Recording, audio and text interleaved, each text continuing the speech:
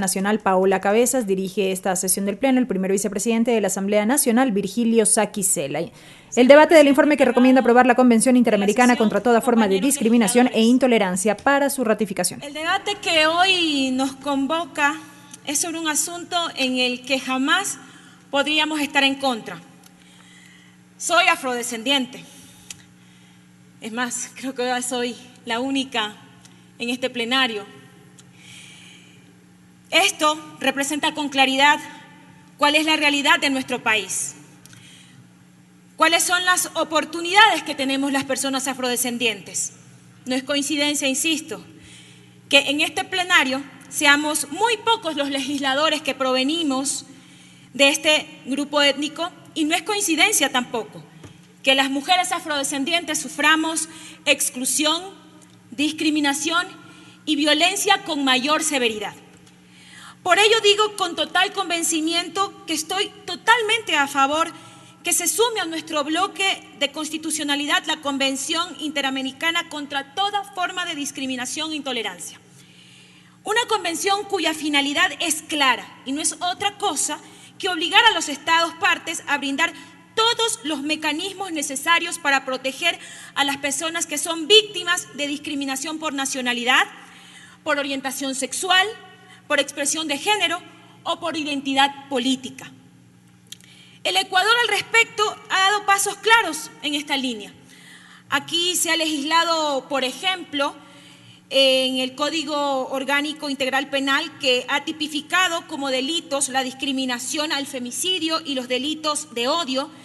Se ha incluido en nuestra Constitución y en la legislación mecanismos de acciones afirmativas para los históricamente olvidados tengan acceso a oportunidades que siempre les estuvieron negadas.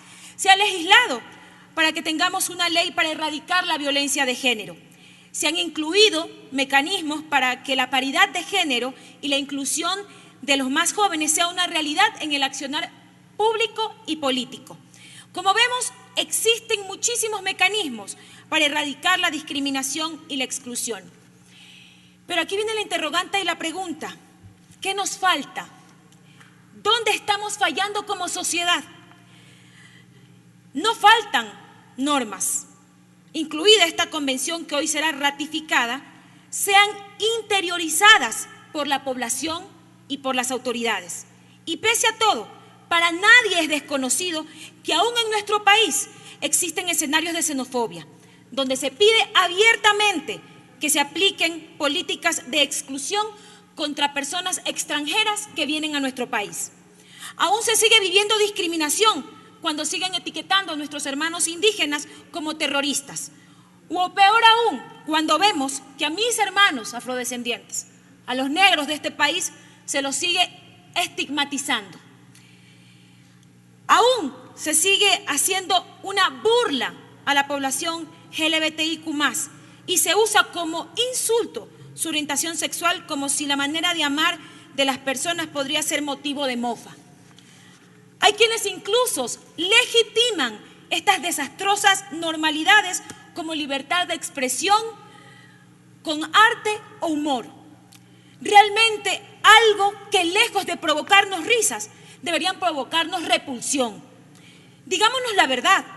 No soslayemos la cruda realidad de un país que tiene como práctica común, principalmente desde las élites, a la discriminación y a la intolerancia, que ha hecho del odio y la persecución la rutina de todos los días, en todos los ámbitos y todos los medios. Si no me creen, revisen Twitter, o prendan el televisor, o sintonicen los medios de los contenidos digitales, o tal vez pongan un poco de atención en las conversaciones que son totalmente normales y cotidianas en cualquier lugar. Tan normales han sido estas situaciones que por casi 60 años hemos tolerado y aceptado la brutal esclavitud que viven mis hermanos en los campos de Abacá de la empresa Furukawa.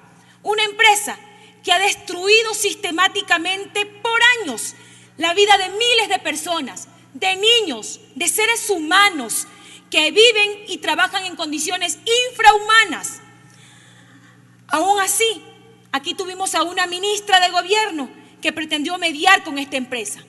Aquí tuvimos a un representante y funcionarios del Ministerio de Agricultura que no dieron paso a las expropiaciones que debían ejecutarse por ley y que fueron a formar parte de la nómina de esas empresas. Tuvimos a un gobierno que, pese a que se conoció las denuncias públicas que se hicieron desde el legislativo en el periodo pasado, poco o nada se hizo. Y yo quiero hacer una puntualización porque cuán importantes son estos instrumentos para aplicarse por los estados. Pero nadie está hablando de la discriminación sistémica, la que está arraigada en los comportamientos y hasta en las decisiones gubernamentales para justamente reducir las inequidades existentes en poblaciones afrodescendientes indígenas. ¿O no creen ustedes que cuando un gobierno decide eliminar o reducir los presupuestos en salud y educación, no van directamente contra el derecho humano de los afrodescendientes, de los indígenas, a tener salud y educación de calidad? Eso también tiene que estar contemplado, porque eso también es discriminación y está arraigada en el sistema. Las pocas oportunidades están en la cotidianidad y sí, tenemos que abordar eso con responsabilidad. Y estos instrumentos deben ser mecanismos que los acojan los gobiernos justamente para planificar a futuro y si en realidad les interesa reducir las brechas de inequidad y de exclusión de nuestros pueblos, tomen decisiones apegadas a estos mecanismos, pero también a la ley. Aprovecho la oportunidad para llamar la atención de todos ustedes, en especial del presidente de la Comisión de Garantías Constitucionales y Derechos Humanos, para que este vergonzoso y doloroso caso, el de Furukawa, a ese me refiero, que ha vulnerado la dignidad humana de miles de mis hermanos afrodescendientes, no quede en la impunidad y sea reactivado con una visita in situ a las plantaciones de esta empresa, así como la actualización del informe en la comisión y que el mismo no sea guardado en el cajón de la presidencia, como lo hizo el impresentable de César Litardo en la gestión anterior. Por todas estas razones, nuevamente señalo que jamás podría oponerme a la ratificación de ese instrumento internacional, pero debo aclarar también que es hora ya de sincerarnos como sociedad, como autoridades, como país, que la discriminación y la intolerancia están latentemente arraigadas. No es que no existan leyes, no es que no existan mecanismos de combate a la discriminación. La normativa existe. Lo que no ha existido es la voluntad colectiva. Gracias, señor presidente. Gracias, compañeros legisladores.